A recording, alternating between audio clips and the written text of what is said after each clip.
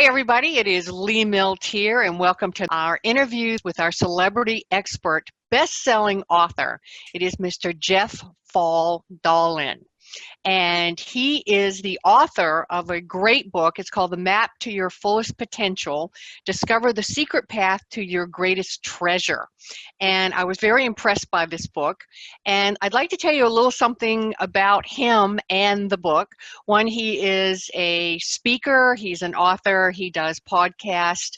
He's been interviewed by many, many very famous thought leaders, and he usually is interviewing people because he has a lot of very famous podcasts that you might want to check out at his website, which we'll talk about that more later. So let me tell you why you really want to invest in this book, The Map to Your Fullest Potential.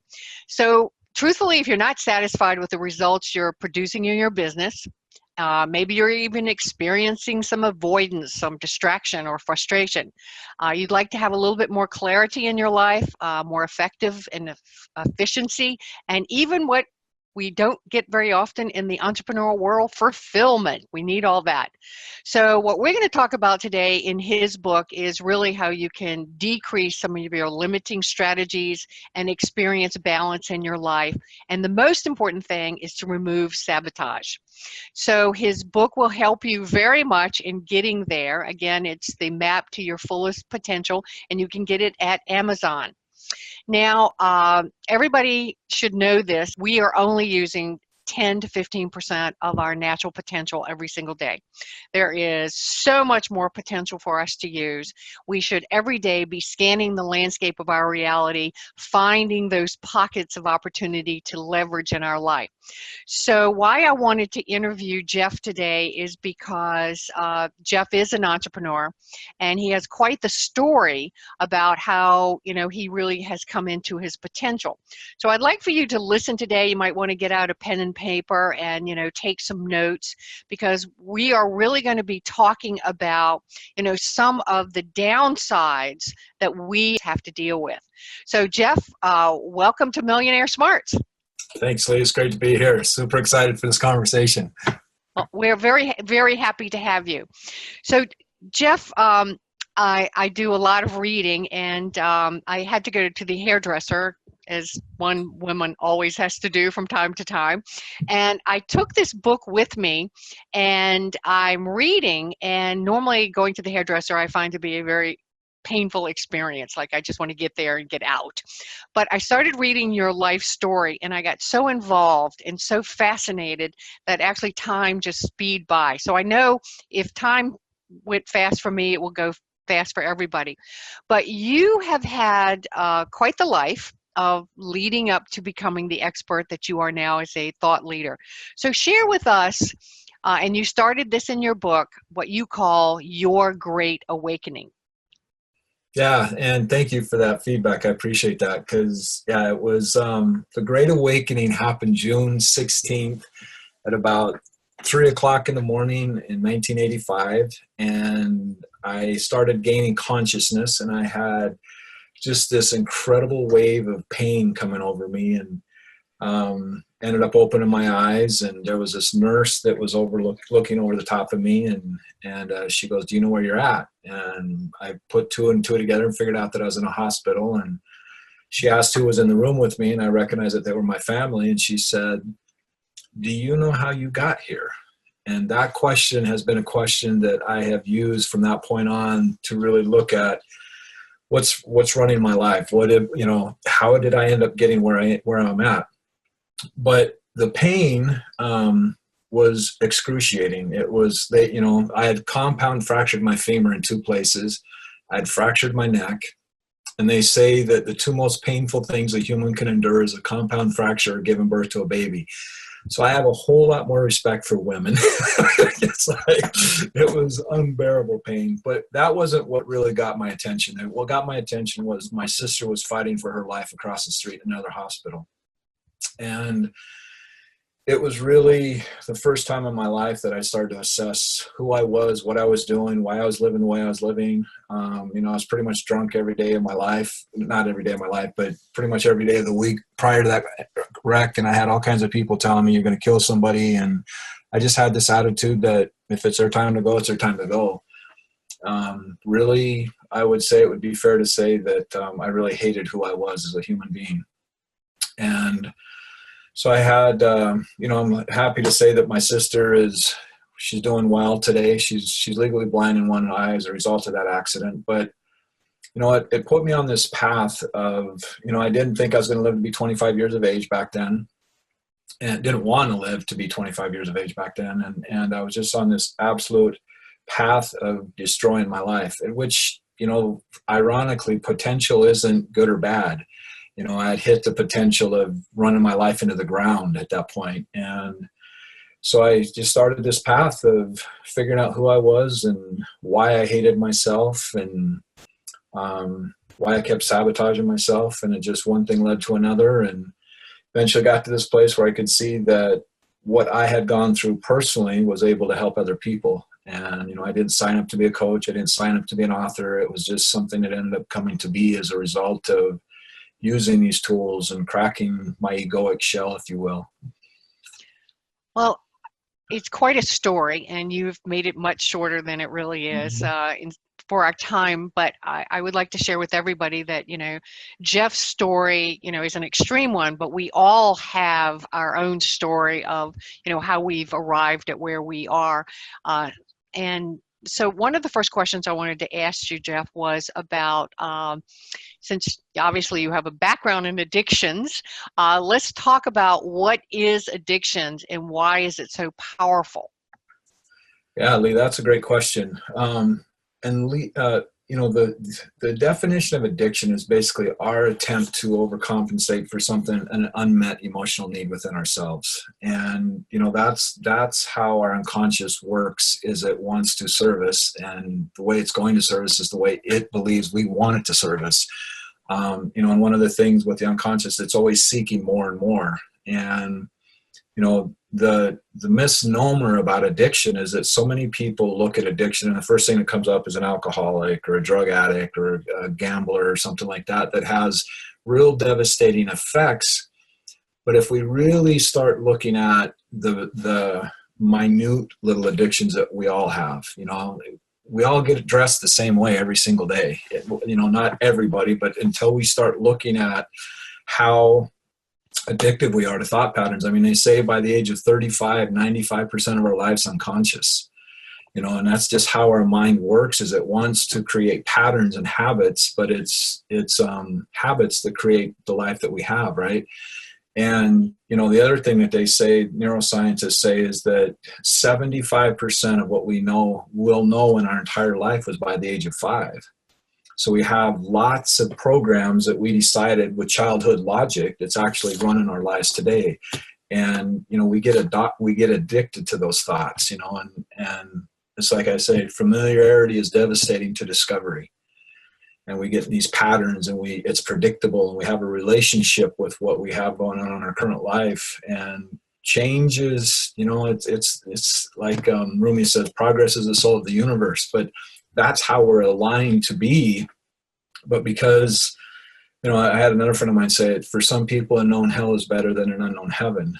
And, it's really understanding that we get addicted to beliefs. It's just, you could go back to, we all heard the story of Roger Bannister. They were addicted to the belief that you couldn't break the 4-minute mile. So it's really understanding that we have lots of addictions, and some of them, the insidious ones to me, are a lot more, you hit that threshold. And I'm thankful today for the threshold of that car accident really cracked my egoic shell to really start having me look at, there's things that I'm doing with my life that are affecting other people. And we all do it, but, it's having people in our lives that really we give them permission to give us true and authentic feedback, which obviously, like coaching is a very, very important part of that. But our addiction to how we see ourselves, sometimes our ego steps in the way and says, well, I wouldn't be able to receive authentic feedback from somebody. And it's the authentic feedback is what we really need to see. So I want to backtrack just a little bit. Unconscious. So I think most of us understand the word, conscious. This is the part of us that's making decisions. And then there's that unconscious part of ourselves. And as you said, that most of our beliefs are formed by the time we're 5 years old, primarily by, our parents, our teachers, society, our religion, and, what they think. So explain to our audience about unconscious, because you also said that I think it was by the age of 35 that we were really being run by our unconscious. And I think there's some people won't quite know exactly what that means. So explain that. Sure. It's a great question. So if we look at right now, as you're listening to this conversation, whether you're watching or listening to it, your body is actually doing some things. You're breathing, right? You weren't even conscious of it until I said it, right? Your heartbeat's beating, and it's not beating until I say it, right? And we have, I think someone said, and I'm not a big numbers guy, except for when it comes to P&Ls and stuff like that. But when they say you have 10 to the 10th power times 11 neurological connections within our entire body. That's the unconscious mind. Every cell has its own mind. I heard somebody say that I interviewed on my show that I just love. It says, every cell is a satellite that's guided by your thoughts. And I was like, wow, that's your unconscious. I mean, to me, our mind is our body. It's not our brain, it's our body. And, it's what we're not conscious of. And, the reason getting into why so much of our childhood is so powerful is that 0 to 7 is our imprint years, which is basically we don't have the conscious ability to filter what's coming into our lives. Then from 7 to 14 is our modeling years. So we model what's in our environment. And then from 14 to 21 is our socializing years. So it's all part of making up what it is. One of the beliefs that I really was challenged with, and I've studied Dan a long time, and that's how I got to know you is studying Dan's stuff. And he said, interesting question. He said, what conversations did you hear at the top of the steps in regards to money? And I'd already done a lot of work around money when I'd heard that. But I remember, and again, asking the questions is what causes us to go into our unconscious. It gets into what I call our neurophysiological makeup within ourselves. So asking myself and going back and remembering the day I hated money. I remember making that decision, I hated money. Well, that causes an issue when you want to have success and you're not conscious of it. You have to look at patterns. People are not their behaviors. The behavior is the feedback of what is the result of our programming, our unconditional program, our unconscious programming, because learning, change, and behavior is unconscious. So if we can think of it that way and just look at the data of our behavior saying, is this behavior aligned with where I want to go? Then we can start making some decisions on what we need to do to clean that up. So I would create big success, burn it away, create big success, burn it away. And I remember making the first big breakthrough with me with money was I remember making a decision that money was more important than me, and I was just like, that was a big aha moment for me. Is like, why would I want to attract something into my life that I always had deemed was more important to me? My dad worked 3 jobs. Okay. As a child, they look at that and go, he's chasing money and that's more important than who I am, or we can't afford it or whatever the case may be. But then I kept digging and kept seeing patterns where I would, make a lot of money and get rid of it again. So I was like, oh, there's something else there. And then I remember making the decision that I hated money because I believed, watching my parents fight over money, the issue was money. It was money that was causing this, and that's childhood logic, So, and then another thing that I see with a lot of people is being, with the unconscious is, Lee, it's incredibly powerful. I don't think they still don't have any idea of just how powerful our minds is, because we get into these programs that play within ourselves, and it's not only financially sabotaging things, but our unconscious will run programs that will affect our health radically, health and relationships and things like that. So if you're not getting the results that you desire, it's a good thing to look at it and go, what decisions would I have made? And again, both my parents were divorced when I was very young. So out of that, I was conditioned to believe certain things. And so those conditioned beliefs are what we end up playing out as a program in our lives. Uh, Very, very well said.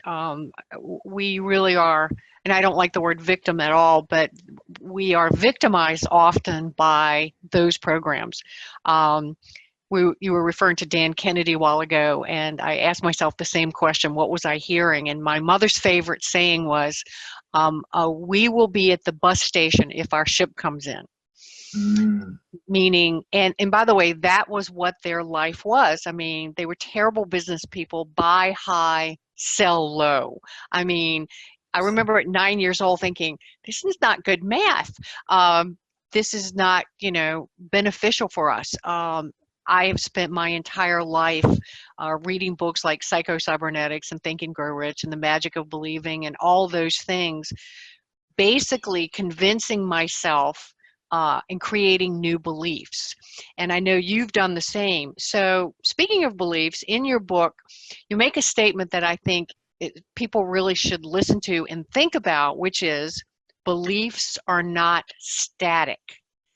So, I know we've touched on this, but I'd like for you to go a little bit deeper because I do think that people learn things in their religion or they will learn things in school. And a lot of these things are obsolete and not true anymore and actually detrimental. And yet they go back to that default belief instead of going to what I call current reality beliefs. right, right. And, that, Lee, that was a phenomenon that it's amazing how often our beliefs change, but yet we don't understand how often they believe. Like there was a time that we all believed we were 16, and then we believed we were 21, and then we believed we were single, and then we believed we were married. And we really don't, I was helping a friend move in a moving business a few years, well, it was quite a few years back. And I remember we moved this couple into this house and they offered us some stuff to drink afterward. And she goes, well, we'd give you wine, but it's against our religion. I was like, wow, that's interesting, because I had some understanding of the religion, and I was like, who said that? And she was like, well, I don't know. My husband is the one that knows all about the book that defined this. And I was just like, you're living your whole life around a belief that you don't even know why you believe it, other than the fact that somebody told you that. And it's amazing because we become what we believe. Right. And the unfortunate thing is when we're children, there's a couple things that I think are real imperative for people to understand about the unconscious. Two things that run our life that determine the quality of our lives are the pictures that we have in our head and the scripts that we tell ourselves. Right. It's not the exterior that we're afraid of. It's the image that we have in our head about what we think the exterior is. And then the other part of it is the scripts that we play. But the other thing is, and I've run into this, and I'm sure you've run into this many times as well, when you start talking about someone's parents or their childhood or something like that, they inevitably say, I was raised in a good house. Cool, that's great. But what they don't look at is that as a child, we worship our parents. It's like, my dad's stronger than your dad. My mom's prettier than your mom. I mean, we want to worship our parents because we are driven by that connection. But rather, as a child, we will not look at what their beliefs are being inappropriate. We internalize it, and we internalize it if it's not something wrong with them, it's something wrong with me. And that's where we start this whole thing of devaluing who you are. And when we don't value who we are, we step into this entrepreneurial world and have to promote ourselves, and it starts causing all kinds of internal conflicts. So it's important for people to understand that is, and inevitably I would say 85% of my clients, when we start talking about their past and stuff like that, I was raised in a good home. We start getting into it and it's like, whoa, there's some stuff there. But again, having people, I mentioned that behavior is unconscious, and this, I'm going to even take that a little bit further. All behavior, and I've dissected this as far, and I would encourage anybody to challenge what I'm about to tell you. Don't take it for face value just because I say it. I encourage you to challenge yourself of whether this statement is true or not. And that is, all behavior has a positive intention. All behavior. For the person with the behavior.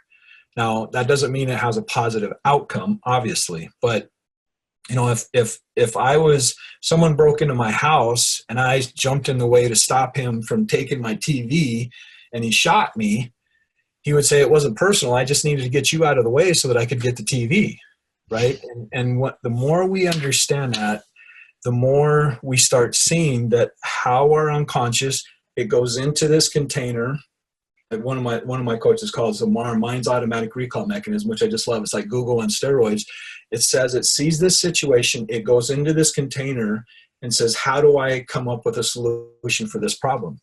Well, if we have certain beliefs about what we think that's going to be, that's going to greatly affect the outcome of whatever it is that we're doing. But the other part of it is we talked about, perception, and perception is not reality. It really isn't. And there's a lot of things that make that up because, our values, our beliefs, our memories, our decisions, our levels of development, our environment, the matter, time, energy, there's all these different things that play into a part of how we see reality. And the more we're aware of this, the more power it gives us to be able to make changes so that we can become aligned with what our behavior is. One of the things I see with entrepreneurs a lot is that they believe in what they're doing, and that's awesome. But when they start going to people that they value them being accepted more than they value making profit, it starts causing some problems. And that's when they're introduced to a part of themselves that they weren't aware of before.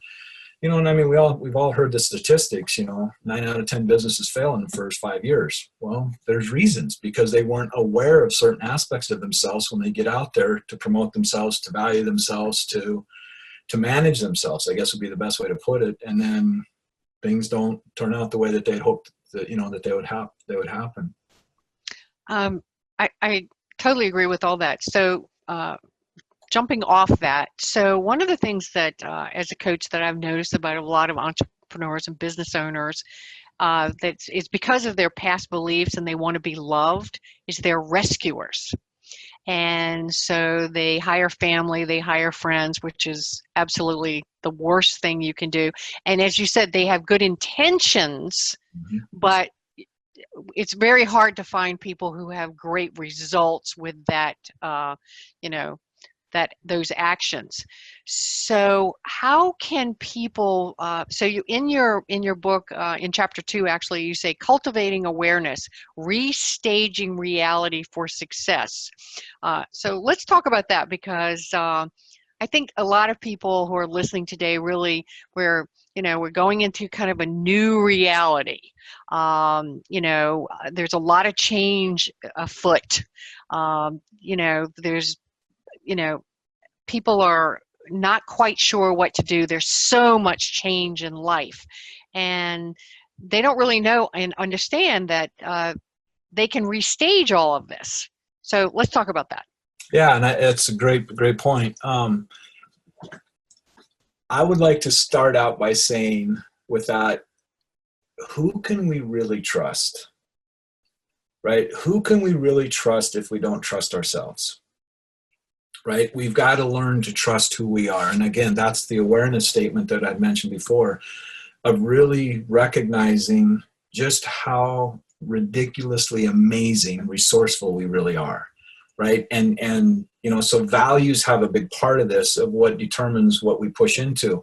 And there's the biggest reason why partnership at whatever level, I mean, I'll just call it relationship with our beliefs, relationship with friends, relationship with coworkers, with clients, customers, partners, whatever it is everybody has their own values within their unconscious. Most people aren't even aware of what they are, but when our values are not aligned, it's going to cause an inner civil war. Right? Just like what you're saying is people hire their friends and their family. Well, okay, let's go back a little bit further and even ask why. Because that's why I brought up the trust thing, is I need to believe that what I'm doing is a good thing. Right? And what better way to do that than to bring on other people that support me in making this thing happen? Well, that's not really a good strategy in the sense of being effective. Right? And it's being able to assess the situation and go, if I need to make a shot use a gun and I'm going to have to hit something a half a mile away, a pistol or a shotgun is not going to be a good strategy. I need a high-powered rifle that I can execute a long ways away. Same thing with business is if you have a board or partners and one of the partners has a certain set of values, we'll call his A, the other one has B, and then you have C, you have 3 different sets of values running that company. So what you need to do is assess each one of their values and really find out what's important to them, and then do a mutual set of values for the company so everybody's on the exact same page. Because we operate out of emotion so much, and it's not that emotions are bad or good, but we make decisions. Our 2 biggest drivers, I want to connect and I want to avoid rejection. And if you're being vulnerable by stepping out and creating your dreams, we want this part of us that feels uncertain. So come on, family, come on, friends, let's make this thing happen and join me in this mission of what we're going to create. But are they the best people for the job? Or are you afraid that if you don't hire them, is it going to affect the relationship? I mean, there's a million things that come out of that. Yes, it is. And I think knowing what your values are, and so listening to you, Jeff, I would highly recommend that everybody make a list of, what your true values are. And so give them some hints of how they would make that list. I mean, there are people listening going, okay, how do I do that? Fair. That's a great question. And it's, when I do someone's values, I tell them right away, I says, you're going to feel like I'm pulling you backwards through a knothole. Because it's just question after question after question, because what we can access the easiest is what we're thinking about all the time, right? So one of the first questions I'll ask somebody is I'll say, okay, what's important to you about, let's say we're listening to their values and career. What's important to you about that? What's important to you about that? And then just ask that question about 3-4 times with yourself until you're just going, okay, I can't think of anything else. Once they're done with that, then ask them, in the context of career, can you remember a time that you were highly motivated? That you were just over the top? And then go, okay, just before you were highly motivated, what was the last thing you felt? Right?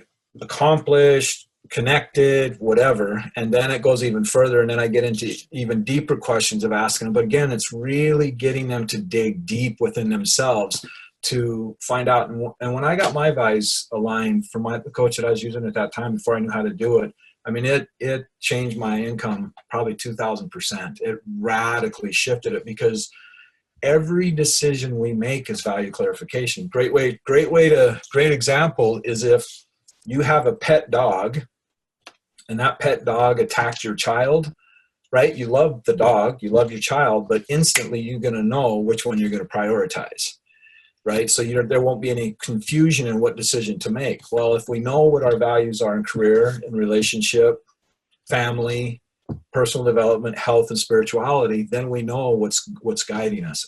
Knowing my values, I know this isn't aligned with my values, because I know what basically your top 2 or 3 values are what really drive you in any of the 6 areas. I hope that answered your question. But it's and being flexible in how you ask questions too, because it's getting, a lot of people say, well, my kids, this is getting into, we've all heard, make a why that makes you cry, right? That's what's going to motivate you. And I get that. There are some people that can come up with a succinct why that is that powerful that motivates them, but most people can't, because they're not in touch with their internal world. So when you do their values, and a lot of people pick children, okay, what is important about that? Why is your child's motivation so important to you? Do you want to make a difference? Do you want them? And then the other part of it that people don't understand is when you're doing your values, after you elicit the values, go back through them, and then you need to go, is it an away from or is it towards to motivator? Because a away from motivator is not going to be near as consistent as a towards to motivator. So for example, what I mean by that is, let's say I want to lose weight. We'll just use weight for example. And then reframe the words on it too, because what your unconscious here is weight. And it goes, okay, I'll do what you want me to do is weight. So don't use weight if you want to lose weight. Say, I want to live healthy. But what happens is you start moving away from weight. And then at some point you get far enough away that you lose the motivation. So you've got to go back to what originally motivated you. That's an away from motivation. If to be more consistent and a more effective strategy is to do it towards to motivation. So instead of saying I want to lose weight or I want to get out of debt, I want to be financially free, or I want to live a healthy, vibrant life. So that's another thing that's important when you're looking at values. Yes, I always tell people, don't talk about your weight. Talk about, how fit you are and all your clothes, the size clothes you want to wear. Think of, what you want. Focus on what you want, what you don't want. Right. And our entire society seems to be very possessed with focusing in on victimhood and what they don't have. And I believe that's what makes people so unhappy most of the time. Mm-hmm. Yeah. When you work with people, what would you say is the percentage of the people who actually know their own values? 0. 0. Okay. It is. I mean, it just, and again, it's not about intention. It's just having, going through the process of really, really, really what's important. And it's usually, I've asked them probably 6 or 7 different questions to really get down to. And it's like, and one of the things, the whole thing around money plays a huge part when you're listening to people's values and careers, because their shame. They've been conditioned to believe that asking for money or wanting money, and one of the other things I mentioned a little bit in the book is levels of development. And basically your levels of development is your maturity, right? Is how do you handle new situations? So if I took you and put you in the Amazon jungle, how would you adapt to that? Or if I put you in a prison situation, how would you adapt to that? And again, going back to the images you have in your head and the scripts that you tell yourself are going to determine how you move through those things. But with levels of development is knowing the more we develop, the more flexible we get. The easier change happens for us. If you find something that works more effectively, you're able to let go of what doesn't work immediately and focus on changing it rather than having the attachment that keeps us in that issue. And again, it's your relationship. One of the things I tell people is the one that masters disappointment is free. What is that conversation you have with yourself when something doesn't turn out the way that you hoped it planned out? I mean, to me, I don't have failure in my life. That word doesn't even, yes, I hear it and people say it, but to me, there is no failure. It's just all feedback. It's just feedback for me to make course correction the way that I have to. One of my favorite sayings is expectations is the source of all suffering. And because people aren't flexible and they expect things, a lot of it is because they want to be loved, they want to be appreciated, they don't feel it inside, so they're expecting other people to fill them. Mm-hmm. So what is the advice that you give people to be more flexible? I mean, how do they loosen that grip of, I'm rigid. And by the way, as the older they get, the more rigid they are in their thinking. And then when the outside world doesn't live up to it, or I used to work with this client who used to make these outrageous projections of what their sales was with absolutely no facts included. Just this is what we hope the sales will be. And then when the sales didn't live up to that, they were very angry at their staff and their salespeople. And their salespeople were like, we're confused. There was no logical way we could have made that goal. Right. And that's it. You're getting into some interesting stuff now, because our body gets conditioned. All thoughts release a chemical cocktail. Okay. And what determines that, and I'll use probably the simplest thing that most people are familiar with, is that when you start dating someone and they go, oh, it's just chemistry. Well, the reason it's chemistry is because there's certain thoughts, there's certain vibrations, there's certain characteristics that are going on that you have made rules that this is what love is. And that's why, they say we marry our parents. Well, yeah, there's actually a lot of things that have leaned towards that. Now, that doesn't mean that they're exactly like our parents, but there are certain traits that we have attached to being loved. So same thing with when we go into creating different things, is that, again, this is that self-sabotaging program that we can get into, is if I feel like I'm losing control. This is one of the issues I had when I was when I was bipolar. I used to think that being angry and intimidating people was my way of getting control. Well, why do we have to have control? Because we feel inadequate inside. So it's looking at what is it inside of me that keeps causing this situation, and being able to look at the feedback, because, and this is going back to the belief thing. If we believe that we're doing good things, but our environment is giving us feedback that, hey, this isn't working, what are you thinking? Then we've got to be able to look at it, what is this accurate feedback and the source of it? Because that's the other thing about the levels of development. The more we develop, the more perspectives we're able to take on. And just a lot of people in prison are what they call values level 3. They're egoic power minds, and they're not able to, they don't feel guilt because they're not able to see themselves in other people's shoes. But the more we develop, the more perspective we're able to take on. So someone in that particular situation, like you're talking about, is, having this hope that this is going to happen, but it's not based on fact, and they're not listening to their environment. There's something going on there in the sense of, how is this serving you? And the reason it's serving them is because they have a belief about, if going back to what we talked about with programming, if we've been told a certain thing over and over and over and over, whatever that is, then our unconscious believes that that's the path that we want to have happen. You go back to abracadabra. I love that word. And abracadabra is Hebrew for I create what I speak. Right? So it's really getting people to understand is what are you saying? And is it conducive? Is it aligned to what you want to create? One of the things I've even been guilty of myself, I just want to get through this. I just want to get by. Once we get out of this. And I just kept creating the same situation over and over and over. And it's like, wait a minute, I got to change how I see this instead of when I get there, because this is a very important thing with the unconscious. Our unconscious mind is not able to distinguish what's positive and negative. It doesn't. That's our conscious mind job, is to determine what's positive and negative. Unconscious, it just imprints and just goes, okay, cool, this is what it is. For example, I could tell everybody in your audience, I want you to just pay attention to what I'm going to tell you right now. And whatever you do, do not, under any circumstance, think of a blue tree. What did everybody just think of? They thought of a blue tree, right? Because it had to think about what not to think about, right? So it's understanding how that works, and really, and it's like a child part of us. It doesn't process stuff like that. So but that's where our behavior comes from. It's where our dreams come from. It's our creative part of us comes from. So learning to have that relationship with it. And shame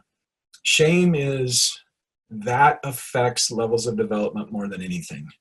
And it's this relationship that we have with it that gives us the ability to let that go. And again, like we talked about, letting go of an identity in order to take on an identity that allows us to be more aligned with what the results that we truly want. Right? It's just a matter of awareness. It's just a matter of awareness and digging in there and finding someone that can block that. You mentioned psycho-cybernetics, the success operating system. I mean, it's like the success servo mechanism is what he talks about in there. It's real. It's very, very, very real. When I was 16 years old, I was not a great student because I was bored. And so I somehow misbehaved to the point that I finally talked them into allowing me to be a librarian helper. And that's where I actually ran into Think and Grow Rich and Psycho-Cybernetics and all those. So I read all those at 16. And none of my classmates had any clue about any of that. It gave me a heads up that was incredible. Our entire educational system really doesn't talk about how the brain works, about really past programming. I mean, there's not a class anywhere that I can find in any kind of schools, private or public, even in college very much, other than, studying psychology. So I highly recommend everybody listen to this particular program several times, because there's a lot of information that's going so fast that your brain is actually trying to learn. And that really is about my next question, because in your book, you talk about the 4 stages of learning, and the very first sentence, which I actually had to read twice to make sure I had read it correctly, it says, learning is unconscious. So let's talk about that. Yeah, and that's great because, yeah, learning, like I said, learning, behavior, and change is all unconscious. So we can't consciously think about when we're going to learn something, right? And then the other part of it, and I think that this is just my own theory, this is why most businesses fail, is just because they don't have the awareness of what they're going to experience when they get out on their own. And they're not in touch with who they are as a person and their ability to move through these things. So the first step in learning is unconscious incompetence. Right? We don't know what we don't know. I mean, we don't even, not even aware of how do I manage my time, because before I punched the clock and now I've got to manage my own time. We're not aware that we don't know that until we get into a situation. Then we move from that into conscious incompetence. Then we understand that, okay, there's some things I don't know, and then we can make the, needed corrections in order to learn that. Then we move into conscious competence. We're starting to become familiar with what we are. We start to have we're conscious of our competence, our ability to perform these things. And then we move into unconscious competence, which, most of your listeners, I'm sure, are familiar with driving. When we were a kid, we didn't even know what we didn't know. And then someday somebody stuck us behind the steering wheel and it's like, whoa, I don't know how to do all this stuff, and that's a pretty good example of now we can drive with, one hand on the knee, knee in the steering wheel and doing whatever, but we don't even have to think about it. But that's, if people really thought about the things that we've overcome as a child, being an adult is a piece of cake. Think about the difference of walking. I mean, you change your dimension. I mean, you're down on all fours and then you stand up and start walking, and then moving from, the big one I think is moving from walking to riding a bike. I mean, that was a major shift in our equilibrium. It was our whole perception, the speed, everything. It was a major shift for us, but yet we look at it and like, oh, it's no big deal. But no, it's a radical big deal. And this is some of the stuff that helps shape us to then, when we do become an entrepreneur and move into these unknown areas, our ability to adapt through them. That's really interesting because, if you ask the average person about, was your child, everybody thinks your childhood is easier because we were children. And so you've just opened up an entire new door to someone's perception of with their own children now. It's like, hurry up and walk. Right. There's a lot going to that. One of the questions I also wanted to ask you was about energy. So you believe there are 4 bodies of energy. Let's talk about that, because I'm, as you know, a very big energy person. Right. Yeah, and I mean, for me, we have 4 bodies, and we have our physical body, we have our mental body, we have our emotional body, and we have our spiritual body. And each one of them play a component into the wholeness of who we are. And what I like to say is, I draw a box and each corner of them represents a different body, but inside that box, it's the awareness that acts like the gyroscope, if you will, that helps guide us into the areas that we need. Because, let's just take physical. If we're not working out, if we're not doing stuff to release endorphins, if we're not stretching, if we're not hydrated, if we go into a grocery store hungry, we're not going to make very effective choices. And I see that this is one thing I see a lot with entrepreneurs in that stand, and it's emotion. So we go into the emotional body, is a lot of their time they're reacting rather than being proactive in the sense. So like hiring somebody, they don't have a file cabinet full of future prospects for employees, because they usually wait until someone quits or they fire somebody or whatever. And I've seen so many entrepreneurs where they keep people in there longer than they need to, because they're afraid of having to go through that whole process of hiring people again. So that's the emotional body. The mental body, again, that goes into what determines the quality of our lives, is the images in our heads and the scripts we tell ourselves. And then, of course, spirituality, I think, is a huge component that you and I could talk about for, but it's asking the self our question is, what do I believe? What do I believe there? Why do I believe what I believe? Is it because what someone's taught me? Is it because I've done the research? Is it because, whatever? And I think that good teaching does not demand permission. Good teaching gives you the ability to question. And that's one of the things I love about you, Lee, is you've asked great questions. Well, one of the things I wanted to talk about next was goal setting because, it's just that time for us to get really serious about our future. And so talk to us about the process that you teach and help your clients with setting goals, especially business people, because, they get a lot of information. I should be setting goals and all these things.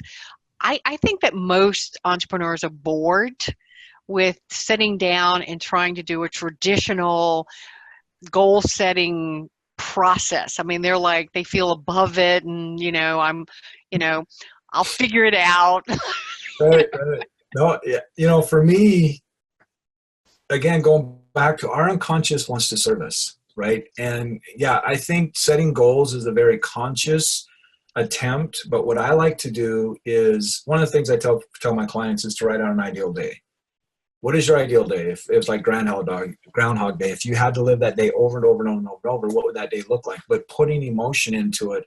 But then one of the things that I do with Timeline is actually get them to create that goal but creating the goal in a way that they know the evidence of when it actually happens, right? I mean, and I, introduce people to this whole concept of evidence procedure. How do you know you're successful?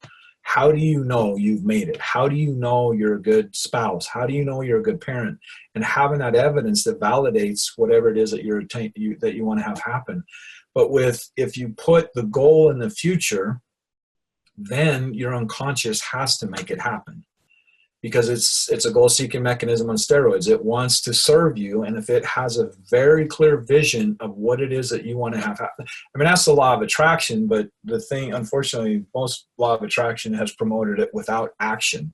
Action Right. is the most important part of the word attraction. So Yes, which that's my take on it, is just really having them step into it, because we have to become somebody different in order to achieve a goal. It wouldn't be a goal otherwise. It's made to stretch us. It's made to get us to become something that we're not. And it's our relationship with letting go of who we are to become that person that we need to become in order to achieve that goal. That, to me, is where that's the sweet spot. When I have a really a new paradigm shift type goal ahead of me, I realize that the old part of me has to let it go, has to let the past go.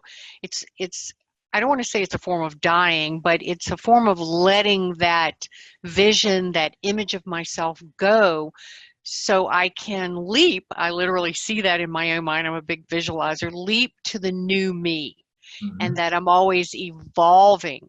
I personally see life as an adventure. And yes, there's some adventures better than others, but I'm always learning from those adventures. So in the little bit of time we have left, I want to talk about some ways that people can invest in themselves, because in your book, you've made a great statement, and it says you are your greatest investment. And you've brilliance in your book, but that really kind of jumped out at me. And I don't think that most people value themselves Mm-hmm. as that they are the greatest investment. Right. They won't go to events, they won't invest in books or coaches or different programs that could change the way they negotiate and speak and get business and be in salespeople. They somehow, it's like their ego is involved. Mm-hmm. Yeah. So, for me, we invest into what we value. And the other part is that, is we make time for what we value. And for me, and this is a kind of a concept that I got from Brian Tracy a long, long, long time ago, is understanding, really getting that everything in your life is because of you. Life doesn't happen to you. Life happens because of you. You are creating everything in your life, and therefore you are the most important investment in your life. We invest lots of money into our businesses because we understand that we want to make profit, make an impact, and things like that. But we need to put ourselves even before that in understanding. It's how I see reality. It's how easily I adapt. It's how I'm able to anticipate things. It's my connection with other people.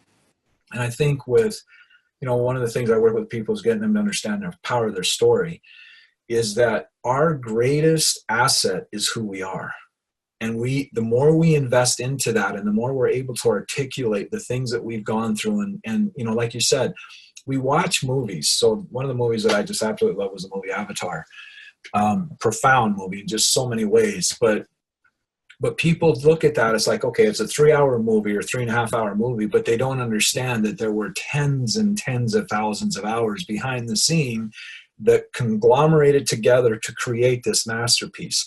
And that's the same thing with us. I mean, as you can see, I've got a few books and I've got a few, programs and stuff like that. I probably got close to $500,000 digital library myself.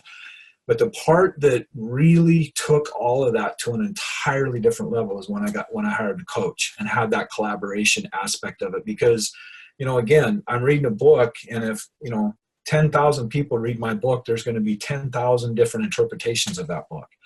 But when you have a coach, you're able to really see your blind spots and have somebody ask the questions in a way that's going to have that paradigm shift for you. So investing in yourself, to me, you are your greatest asset in life. And, we spent all this time thinking about bills and paying everybody else what they want us to invest in, but we don't invest in ourselves. And learning how to breathe, just that in itself is a very valuable tool. Learning how to hydrate ourselves, learning how to meditate, learning how to work out, learning how to let good stuff go. I mean, we weren't taught this stuff. But the more, one of the books that I just absolutely love that I read a long time ago was The Slight Edge. And he talks about the compounding effect. Learn to improve your life 1% every single day. And whatever that takes to make that happen. And you will be a completely different person, within 6 months. So yeah, you are the most important asset because you create everything.